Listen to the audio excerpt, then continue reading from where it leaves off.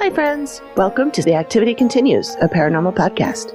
I am Amy, the producer and host of this show, along with Megan and the other Amy. We are three soul friends who love to talk about the Dead Files TV show, along with other spooky and spooky adjacent things. Hi, everyone. I'm Megan, our resident scaredy cat. I love this stuff, but it absolutely terrifies me. Hey, everyone. I'm the other Amy, sometimes referred to as Amy, ABP, or AP, and I'm the voice of reason in the chaos. We're creating a community of like-minded friends who love to discuss all things paranormal.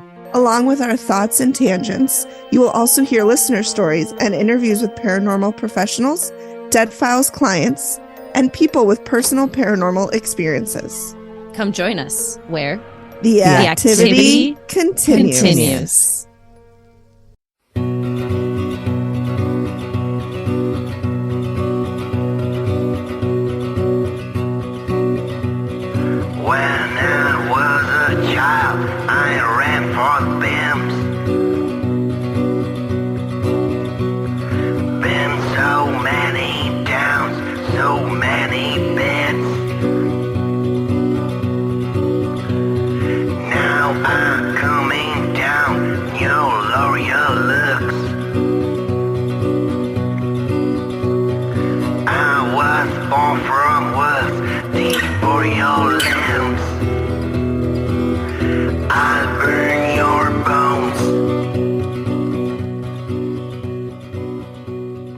Hello, and welcome to Volsteadland.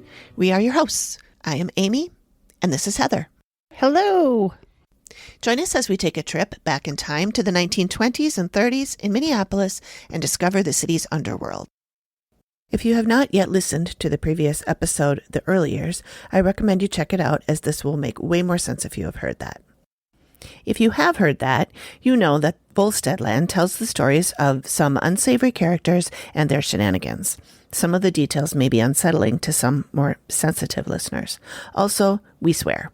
Please proceed with that in mind. We last left Izzy when he was arrested in connection with a bank robbery. He gave his brother's name, Harry Bloom, instead of his own. I'd said that we would cover the bank robbery in the next episode because it ended up being pretty long. So sit back, grab a drink of choice, and join us in 1923 when the Payne Avenue Bank was robbed.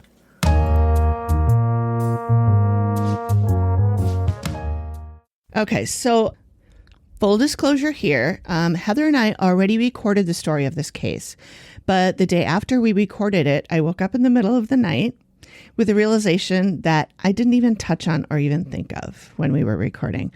And we'll get to that later.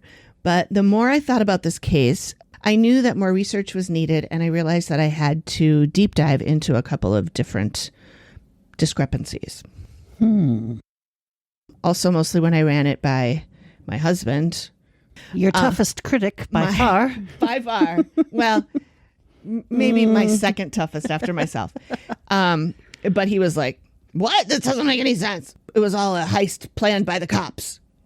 And I'm like, well, shit, I guess it could have been. Got to look into that. Dig into that a little bit more.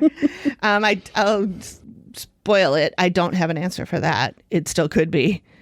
But anyway, honestly, at first, this was going to be, when I first started looking into this, it was going to be, there was a bank robbery in 1923. Izzy was arrested for it, but then it was never spoken of again. Maybe he pulled some strings. Moving along. But after spending weeks and weeks with this story and all these characters, I totally want a film made about it. Ooh, about the bank heist? Yeah. Excellent. I think it'd be interesting, especially if you go leading up to all the stuff that the shenanigans these characters were up to before they robbed the bank, and then the cover up after, and whatever. Yeah. I mean, I don't know if I would go so far as to call it a cover up, but there's certainly some questionable choices made. Okay. So, January 20th, 1923, the Payne Avenue Bank in St. Paul was robbed. I have seen only two articles, one in the Mill City Times and one in the City Pages, that mentions this as part of Izzy's story at all. Both articles said he gave his name as Harry Bloom, and I realized that this is when he started using aliases. I think it's funny that he chose his brother's actual name instead of just getting creative and using, Tom Bloom or whatever, But I don't think he was trying to get his brother in trouble. His brother was younger. He was much younger. Yeah, he was born in 1906, so he was 6 years younger than Izzy. So he would have been 14 at the time of this, because this happened in January, so he wouldn't have had a birthday yet. So he would have been 14, Harry, actual Harry. And I think that they would have mentioned that there was a child robbing a bank if it had been actual Harry. So I really do think it was Izzy. And everybody else does too. I mean, I shouldn't say everybody. Everybody says so. But it seems to be the popular opinion that it was him. Because he did use that same alias over and over again in the future. So in the Mill City Times article, it says that some of his acquaintances were involved in a bank robbery, and when the police found the getaway car, it was parked in front of a, quote, familiar house. Izzy was inside the house with his friend James Pierce, and they were arrested. But he was never tried for this or even mentioned again in the robbery story. One of my sources sent me a typed up copy of his criminal record, and the entry for the robbery says, arrested as Harry Bloom by officers Finlayson and Mullen with James Pierce, marked, quote, held for St. Paul. Released to E. McNeely, St. Paul Police, January 20th, 1923. Held for INV period, INV. I assume that's investigation. I first read it as inventory, but that doesn't make any sense. So held for investigation in St. Paul and released. It doesn't say when he was released. But according to the newspapers, he was held for at least 3 days. 3 days. Okay. There are loads of discrepancies between the articles and the newspapers. And for one thing, Izzy was not arrested near where the getaway car was found, for starters. The whole story is so convoluted that I had to postpone recording this twice so that I could research more and try to get to the bottom of it. So here we are finally. We're trying this again. So if any of you listeners have any personal info about this case, please reach out via email or phone. The contact info is in the description or the show notes. And yeah, here we go. So the first article that I found about this robbery was in the Minneapolis Star, the evening that the robbery took place on January 20th, 1923. Potentially interesting side note, back in the day, there were two competing papers, the Minneapolis Morning Tribune and the Minneapolis Daily Star. In the 40s, they were consolidated. There were a few other papers that were bought at this time, and they were eventually all rolled into one. They published twice per day, a morning and an evening edition. The Tribune was the morning paper, and the Star was the evening. And I remember this. I'm old enough that I remember when there were two papers, morning and an evening paper. Yeah. In 1982, they merged the two and became the Star and Tribune. And then in 1987, they just changed it to Star Tribune, which is what it is now. Okay. So this is the headline of this article in the Minneapolis Star. St. Paul bandit shot dead, cashier near death. And then subheadline, special officer and desperados have a battle of bullets. Ooh, desperados. I know. I love it. First they called them bandits. Now they're desperados. They do sometimes say... it's like we're in the Wild West. I know. It kind of feels like it was the Wild West back then, actually. I've seen other police reports for other incidences, and when they call somebody a desperate, he was a desperate. Ooh. So I think that's where the desperado comes from. Huh. Yeah. Anyway. Former policeman leads gang into the Payne Avenue State Bank where he is shot down while two of band escape. Customer also wounded in melee. I'm going to attempt to do a play-by-play of what happened according to the various newspaper reports.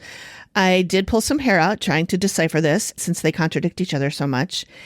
And I don't know if that's due to the details being sketchy, the newspaper reporters just making stuff up or filling in the blanks, or the printer, when they send their stories to the printer, maybe they can't read their writing. I don't actually know how all that worked back then.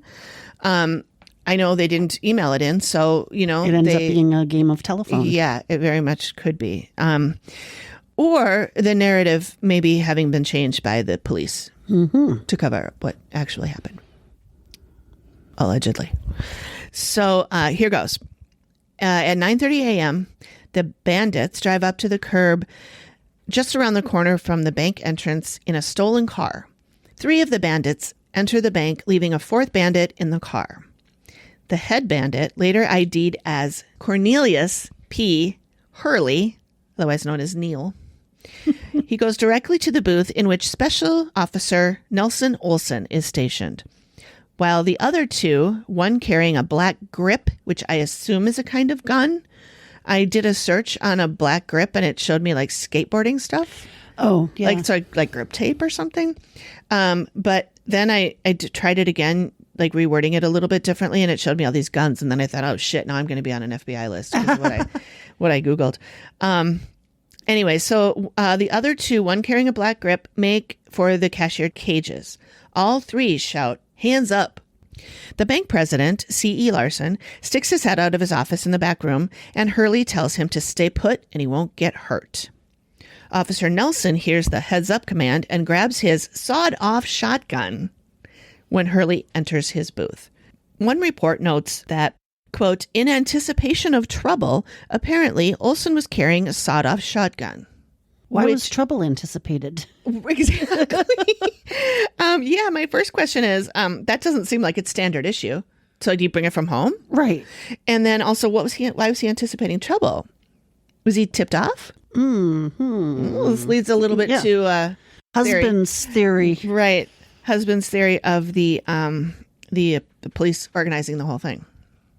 So the bandit shoves his gun into Olson's ribs, ordering him to hold up his hands and sit down.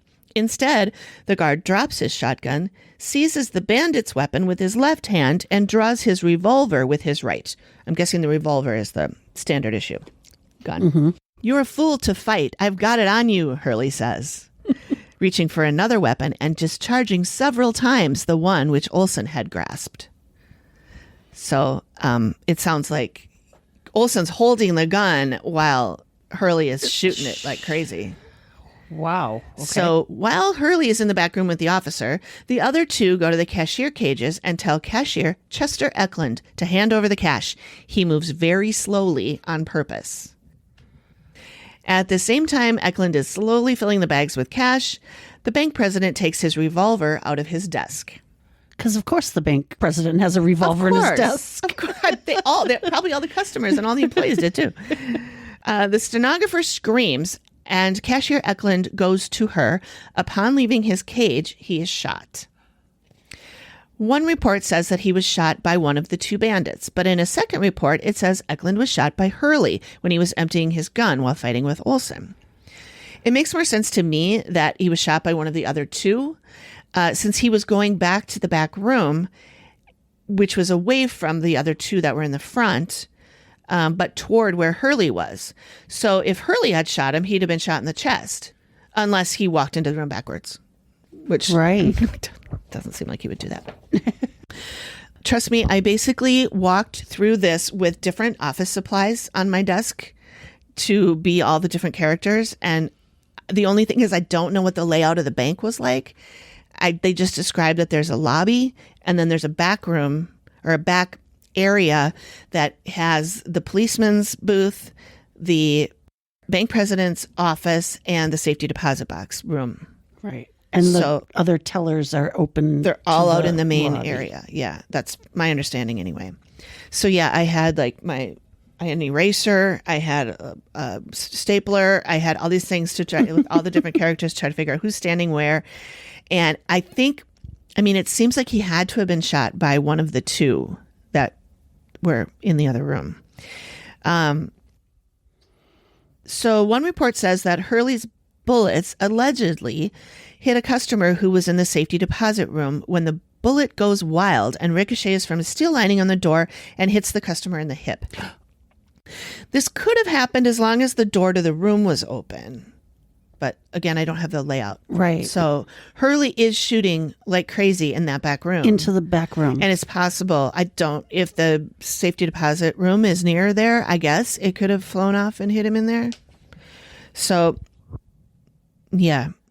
But as we'll see later, the official reports are that Hurley didn't hit anybody, that they were all the other two, which I don't think is correct.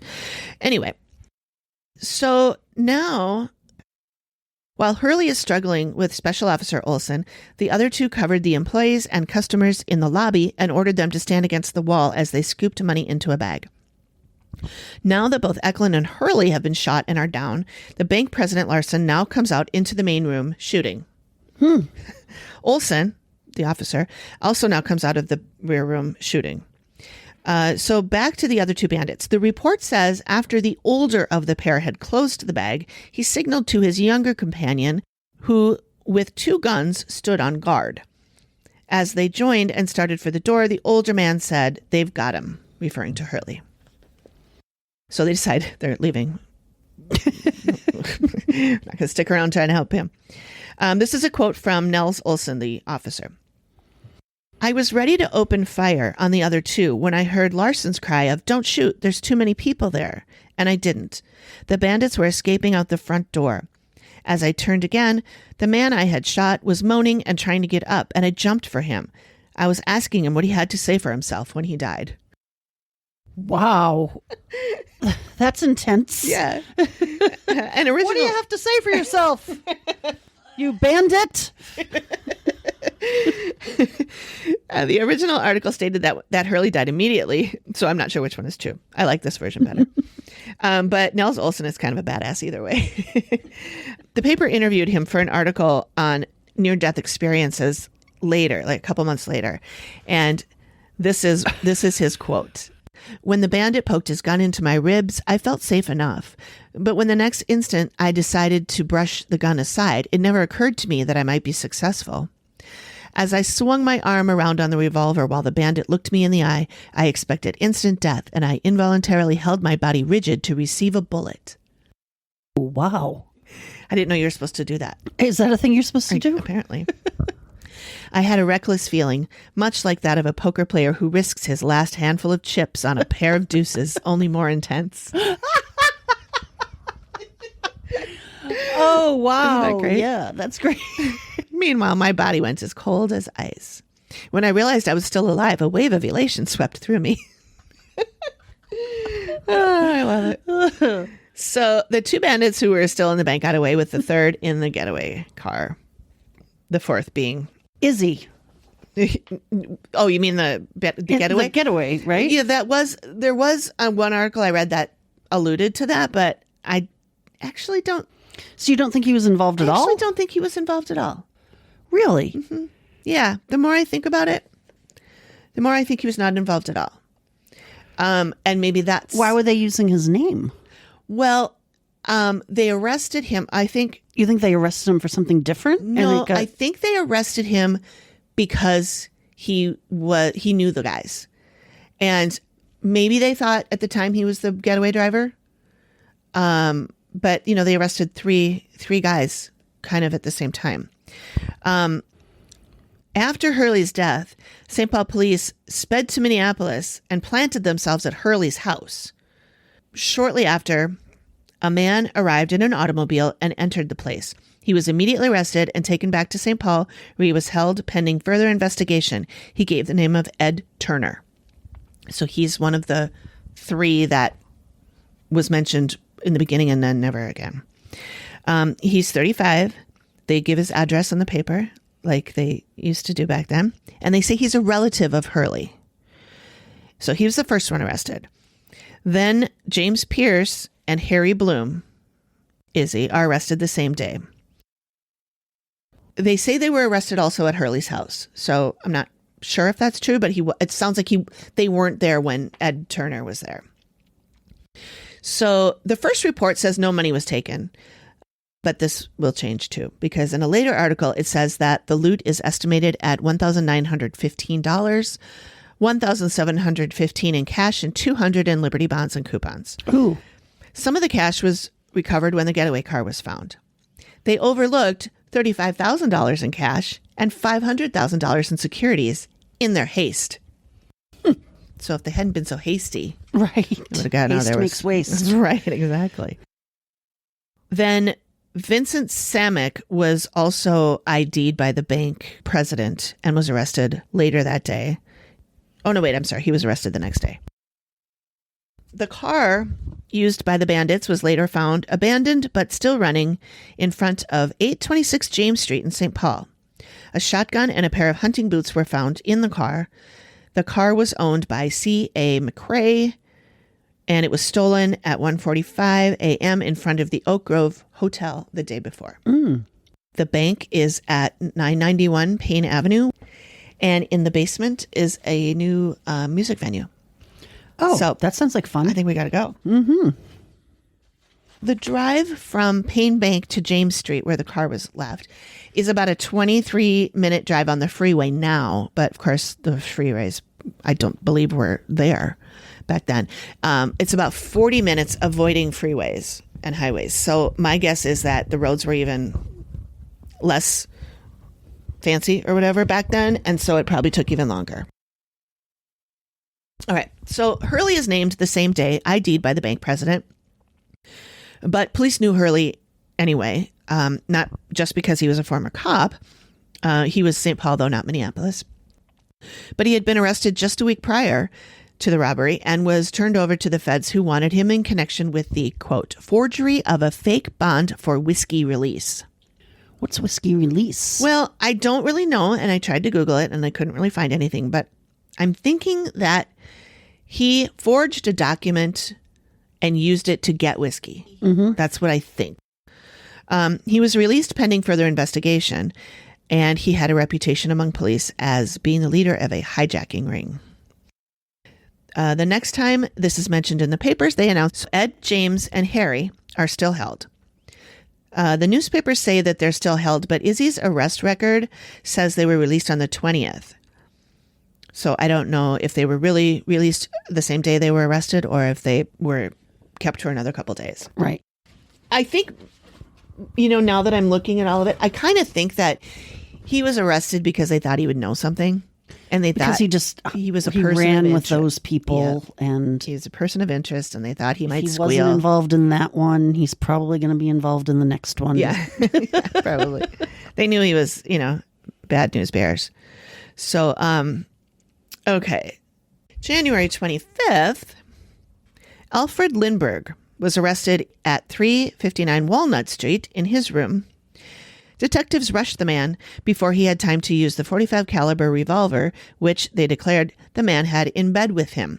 He was injured in the fight he made against the arrest and was under examination at the St. Paul City Hospital.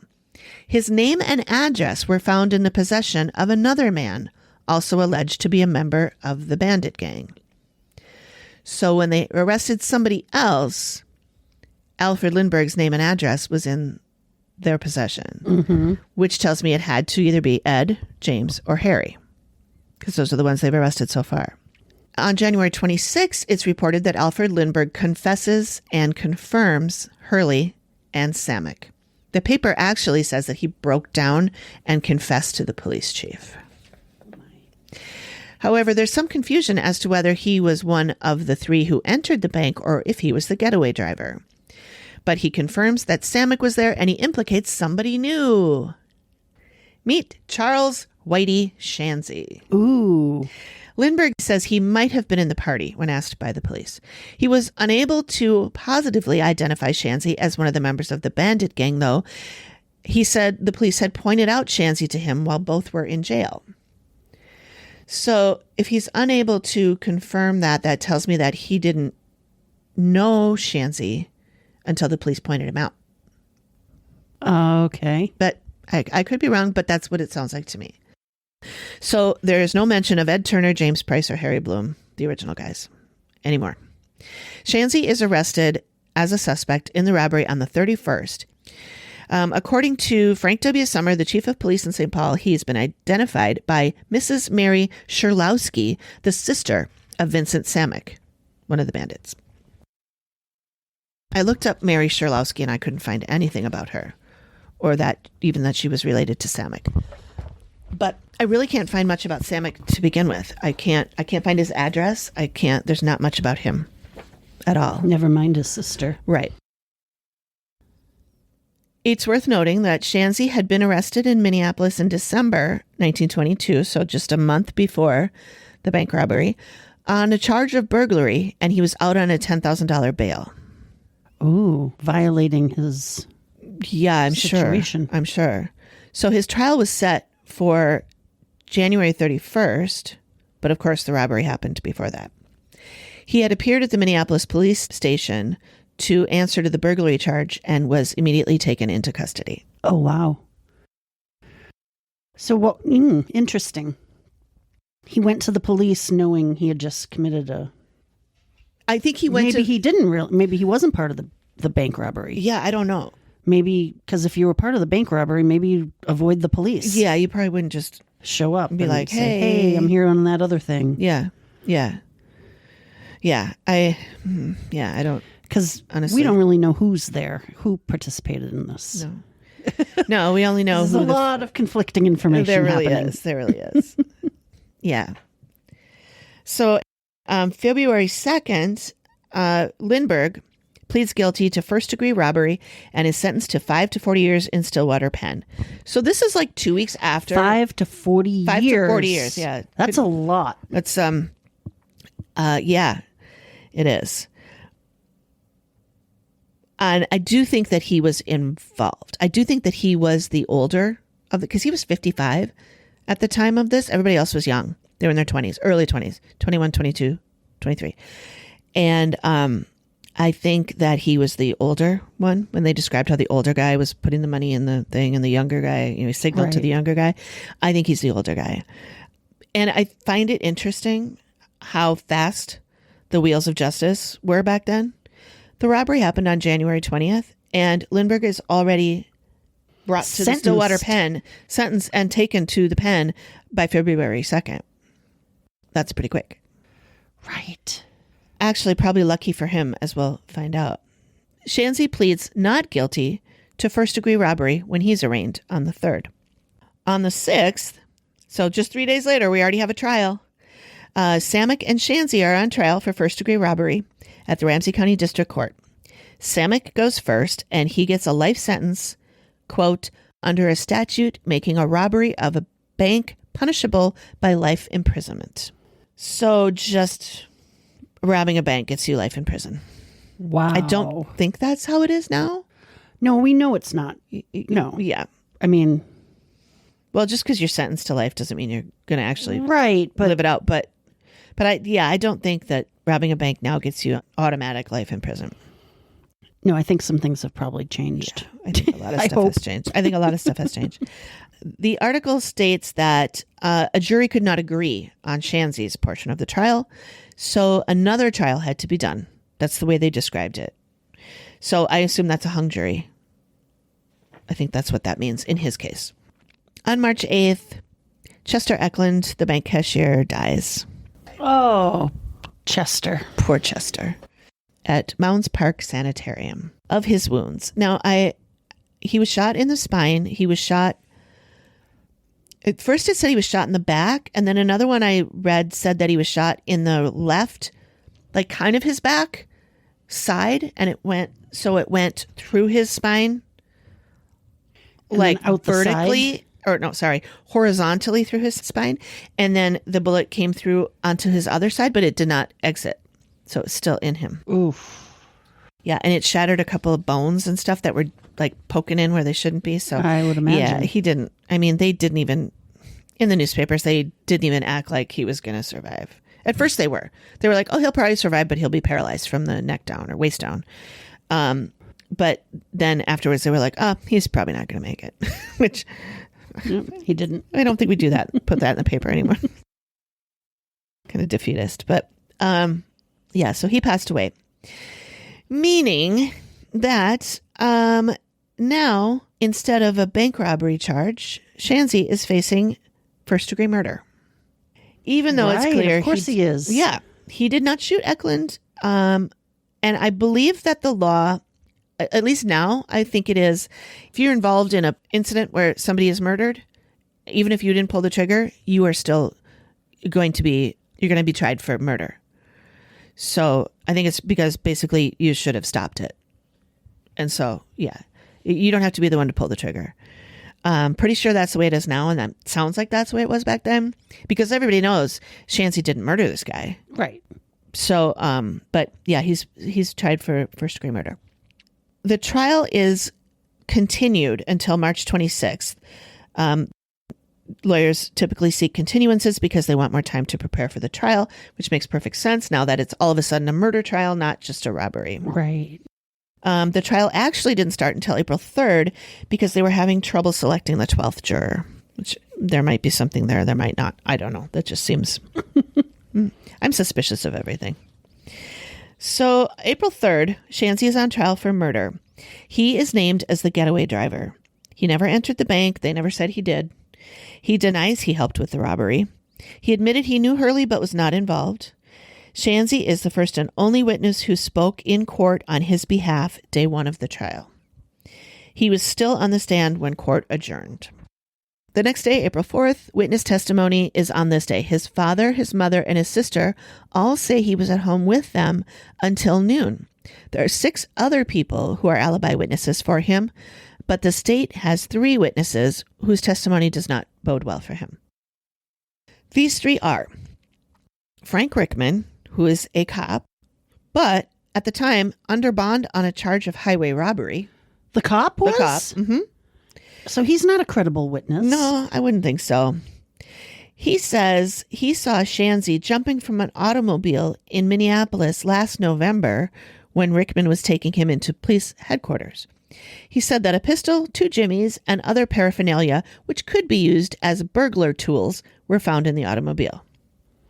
So basically that's like circumstantial to say that he, a month ago, 2 months ago, had burglary tools in his car. So, yeah, he did it. He must have done it. So Charles B. Tilden is the other witness. He is the next door neighbor of Vincent Samick, who ID'd Shanzi as the getaway driver after seeing him at Samick's home a short time after the robbery on that same day between 10 and 11 a.m. I don't know why they would go to his house. And the timing doesn't work out for me because if the bank robbery was at 9:30 and they ditched the getaway car in St. Paul 40 minutes away, that does not give him time to get back to Shanzi's house by 10 o'clock or even by 11 o'clock probably. So I'm a little suspicious of that. George Borcher is the driver of a truck that was parked near the bank who says he saw Shanzi in an automobile near the bank at the time the bank was being robbed. Even the 2 already in prison, Samick and Lindbergh, were both called as witnesses for the state, but they would not confirm or deny that Shanzi was in their gang or involved in the robbery at all. Snitches get stitches. So. Exactly. Oh, his poor father had been bedridden for months, Shanzi's father. He insisted on being present and appearing as a witness against his doctor's advice. So they hauled him in there into the courtroom and propped him up on the chair. And his doctor stood right next to him the whole time he was giving his testimony. Oh, my. You know. So April 5th, the next day, the jury argues for 31 hours before they are locked up without an agreement. So the following day, after 40 plus hours of deliberation, Shanzi is convicted of first-degree murder, sentenced to life in prison at Stillwater State. He is not accused of taking part in the actual shooting, but is alleged to have waited outside in the, quote, machine while his accomplices staged the robbery. When the verdict is read, they asked him if he had anything to say before the sentence was passed. He said, "I am not guilty. I'd rather 1,000 times murder 1,000,000 men than to ask my father and my mother and my little sister to lie to save me." Wow. So, nutshell, Samick was convicted of the robbery on an old statute that said a bank robbery earned a life sentence. Lindbergh is convicted of, quote, highway robbery and sentenced to 5 to 40 years. Shanzi is the only one convicted of murder, and he wasn't even in the bank. Do we have a definition of highway robbery? Actually, I was going to read that and then I forgot. It's a term used figuratively since the late 1800s, and it alludes to literal robbery of travelers on a public road. Oh. So would that also count for trains? Because train robbery was a big thing. Yeah. I bet. Yeah. Or maybe they have another word for that, but yeah. So I don't really see how... That's not... doesn't apply to a bank. Shouldn't. Okay. So, fast forward to June of 1925, Shanzi tried to appeal. In court documents, State versus Shanzi, the conviction murder of bank officer is sustained. The accused must make his objections when evidence is offered, not after the trial, which that's the lawyer's job, right? I would think that And the if he lawyer didn't do that- didn't do his job there. I'm going to quote the document that I got. Evidence which would have been excluded if objection had been made was received without objection. Our rule is that the defendant in a criminal case must make his objections, that he may not take chances on the result, and if it is against him, then make an exception. Nor do we find that there was misconduct of counsel, which should result in a new trial, in Right. offering incompetent evidence. The defendant could have objected and taken a ruling. An attempt to continue may have constituted misconduct. We do not approve of all of the county attorney's examination. Some of it was unfair. Well, they flat out say, oh yeah, that case was bungled, but you didn't say anything at the time. So they touched on the witness testimony of the one guy, the former policeman, Rickman, the one that was under bond for highway robbery. They brought up that, okay, so he brought up that he arrested him in November of 1922, and the car had in it the gun and the burglary tools. Shanzi's lawyer did object to part of this, but not all, so it remained in the trial. But the appeals court didn't think that the story's inclusion made any difference in the outcome. Oh. The issues were, this is a quote, the issues were submitted by the court with entire fairness. There was no exception to the charge. The facts were in direct dispute. They were found by the jury against the defendant, and the verdict should stand. Judgment affirmed. So, back to jail for him. I just wanted to give a recap of where all these people ended up. Yeah, let's hear it. So, Charles Shanzi, one thing I discovered after we talked the first time, there was the three witnesses that spoke against him. I found another article that mentioned that 3 other people testified that they had seen him climb out of a getaway car where it was abandoned. But that only came up in his first trial. The trial was for entering a bank on the purpose of committing a felony. And that was his first trial that ended up in a hung jury. But again, that doesn't make sense that he would have been climbing out of the getaway car in St. Paul when he is supposedly at what's his dude's house in Minneapolis. A lot of lying going on. I know. Who knows? Yeah, we really don't know. I was hoping that somebody would be alive that would fill me in, but there's nobody that I can find anyway. Charles Shanzi was released from prison in 1935. So he served 13 years of his sentence. Wow. I can find no details about his release. I searched on what his life was like after. I do see that by 1937, he was a, quote, traveling commercial photographer. Huh. That same year, he was also beat up and robbed in a beer parlor in Kansas City. In 1938, he was shooting newsreels. Huh. So he was like, they would hire him to come and do a story about their little town or something like that. And then nothing else about him until 1966. He was arrested for drunk driving and had to do 30 days in the workhouse and pay a $100 fine. I don't want anybody to think I'm representing him as like a poor little boy that didn't ever do anything wrong, because he did do some shit before the robbery. So in late 1922, the police were looking for him in connection with a raid at a private home where several $1,000s worth of bonded whiskey was stolen. Now, the newspaper article that I first saw was in October of 1922, and I have a feeling this is the arrest that they're talking about. Yes. Where he had the burglar stuff in his car. Yep. 3 men posing as dry agents. These are the men who worked for the government and would conduct raids on homes to confiscate illegal booze. These men went into a man's home and conducted a fake raid. A couple of days later, one of the men, Frank O'Neill, confessed and said that he had planned the raid and that he and another man, a current member of the dry squad, John Eartham, and one more named O'Keefe, stole the whiskey and brought it to Shanzi's home where they divided it up. So he may or may not have driven a car. He may or may not have. He wasn't in the house That is for sure. He didn't go into the house and help with the fake raid. O'Neill actually had been a dry agent. He had been fired a few months before this. But the other man, Eartham, was still a dry agent at the time. But the raid was not sanctioned by the dry squad, they called him. And so he had just gone rogue and staged this fake thing. And then he got fired the next day. Aren't you glad that dry agents are no longer a thing? Can you imagine? Oh, my God. So this I thought was funny.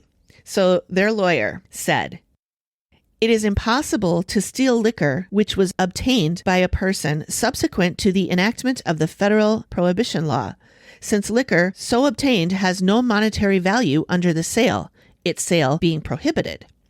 Stealing of anything, he said, implies stealing something of monetary value. So they're saying because it's illegal to sell the booze, it actually isn't worth anything. But it's actually worth so much more. I know. It's typical lawyer speak, right? The kicker is that O'Neill, the guy who planned the whole thing, he complained that his portion of the whiskey was stolen from his house by the other guys. So he got probation. They all got probation. Nobody did any time for this. And also O'Neill admitted that he was drunk when he did this. So I do think this is the arrest that Rickman was talking about in November of 22. Just a few weeks before the bank robbery, on January 6th, he was arrested at a garage on Lyndale Avenue in an automobile which there was a quantity of alcohol in pint bottles. Who was he with? James Pierce and Harry Bloom. Harry Bloom. Harry. Izzy's arrest record does show this one and says he was released January 9th to the St. Paul Police. Vincent Samek, he was paroled in September of 1951 and discharged from parole in April of 1953.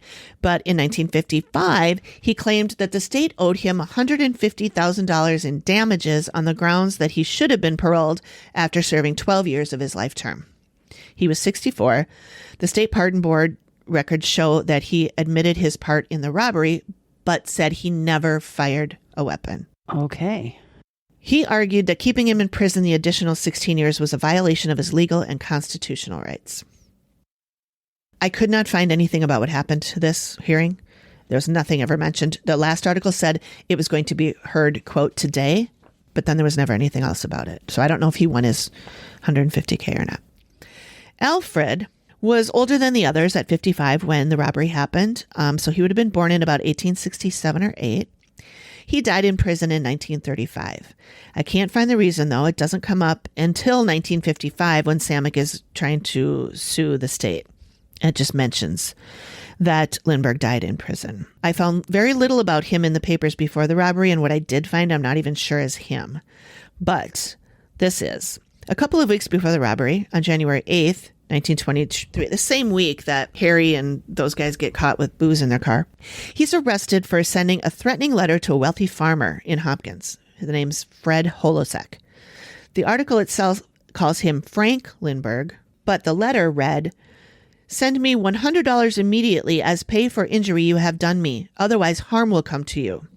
Ooh, that's threatening. Yeah. Holosek, the farmer, says he doesn't know anyone named Fred Lindbergh. But the article called him Frank Lindbergh. I don't know if that's a spelling error or what, but anyway, so it sounds like he tried to bribe somebody. And then the thing that kept me up, or that woke me up in the middle of the night, was the realization about who was the Hennepin County attorney at the time. His name was Floyd B. Olson. And as we'll come to realize over time, this man was notorious for being a friend to the criminal underworld. It's worth noting that he got his job moving up from assistant county attorney when the previous county attorney was fired for taking bribes. Huh. Yeah. In this particular case, I no longer believe that Izzy had anything to do with the robbery. I originally thought Olson pulled some strings and got Izzy out of it, but I'm leaning more toward he was just friends with the guys who did it. But that's not to say that Olson isn't the reason that Izzy didn't pay for some of his other crimes. The why about Olson is interesting, and I would like to cover his connection on this podcast too, but I think we should save it for another time. So that's the story of that robbery. I think there's a lot more to it. I wish I knew everything, but there's enough there that I find there's some interesting stuff. So it was around this same time that Izzy's bootleg operation was fully underway. with his brothers Yeedy and Harry, actual Harry, he formed the Minneapolis Combination, sometimes called the Minneapolis Syndicate.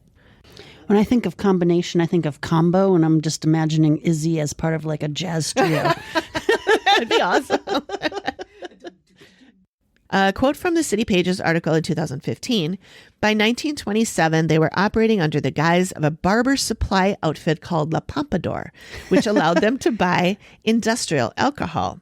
They transformed it into, quote, Bang Up Alky, a 139 proof liquor that sold for $10 a gallon. Wow. Yeah, that's a lot. It is, especially back in the 20s. Yeah. Because like, I want to say there was the $10,000 bail. I think that's something like $260,000 now. Where do these people have that money? Well, you don't really need money, you know. You don't need all of it? You take I don't know how bail works, but you don't, that's what bail's bondsmen do. They like put up part of it, and I don't know how it works. Yeah, I don't. Edit this all out. I'm talking out of a hat that's not on my head. I love that we're keeping that. I do that all the time. I just didn't know that term for it. So we'll cover more of the bootlegging and the alcohol transport in the next segment, along with his first murder. Also, we'll be able to tell you the story of how I, Amy, learned about Kid Cann through our friend Melissa. Excellent. Thanks again for giving us your time. We hope you enjoyed it. If you'd like some extras, visit us on Patreon. You can follow us without subscribing. It's free. Or you can support us there too if you wish to, for even more extras. As always, I'm looking for more personal stories from people who are descendants of folks who knew these characters. So please email or leave me a message. The details are in the show notes or description.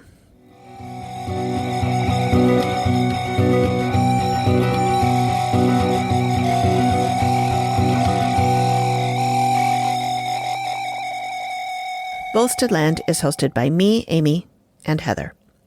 It is produced by me and is part of the Collected Sounds Podcast Network. The theme song is The Last Prayer for Isadore Blumenfield by Paulo Ford Lee. The background music is The Velvets by Canel Elanian. Okie doke.